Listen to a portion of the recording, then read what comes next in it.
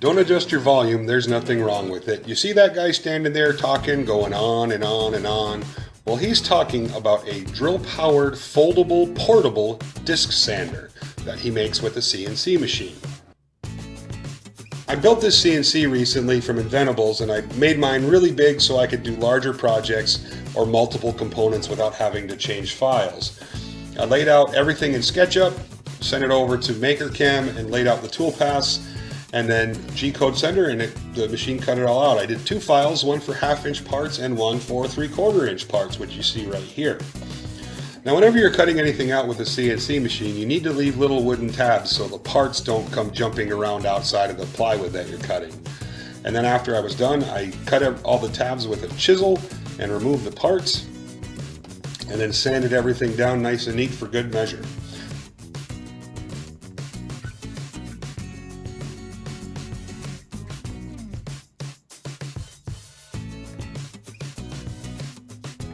Here you see I'm using a 1/2 inch bolt. I just ran it through the hole, tapped it in with a hammer, and then came around with a chisel and cleaned it up so that hex head would fit in there very nice and tight.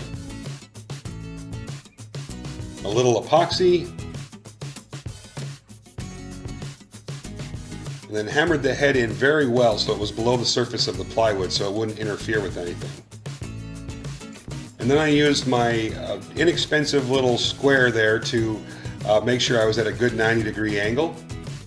And I decided on this build to use a bronze bearing as a washer. I'm not going to use this a lot. I'll take this with me to a job site once in a while, so I didn't really figure I would use full-on bearings. In hindsight, after using it, I decided bearings is a better way to go.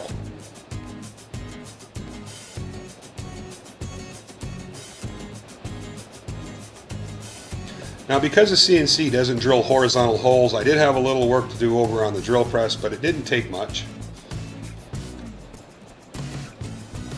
And after that was done, I started putting the whole thing together. Now, what's really cool about cutting it out on the CNC, the parts are very precise. I didn't have to mess around with anything. I could just glue it, tack it all together.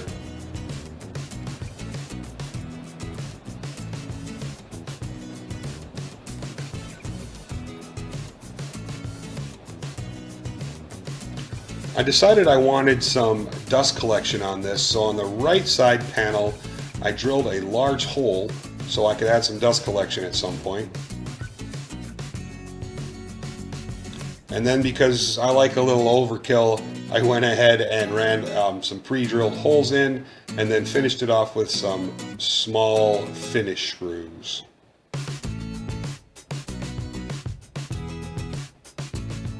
Now, this is about the point of the build where I realized I messed up. I added the bolts in for the hinge point, and voila! I didn't make the body big enough for the hinging sander to fall into. And with the sanding disc on there, it just was not enough room. So for a quick fix, I just got my square out, marked a little area to cut out so everything would fit in there nicely, and then cut it out with the jigsaw.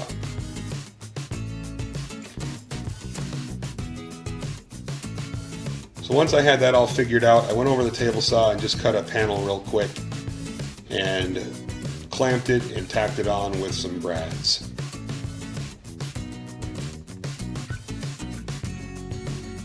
Another quick test, and it fits good. So at this point I need to clamp that collar on there, cut the bolt a little shoulder, and then I need to clamp the coupler onto the bolt so it would be a nice tight fit. So I did that by just have a board with a hole in it. When that was done, I made a top for the bed and used some screws as a hinge point right here, and voila, the top folds.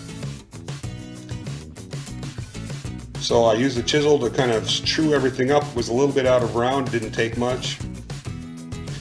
And some disc sander, and tried it out.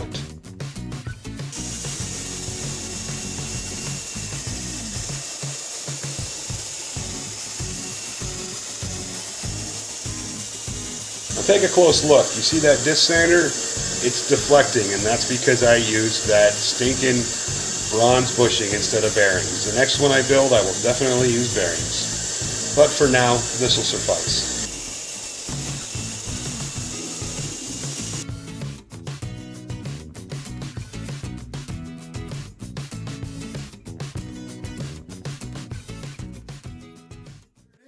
A folding drill-powered portable disc sander. Yeah, that's a mouthful.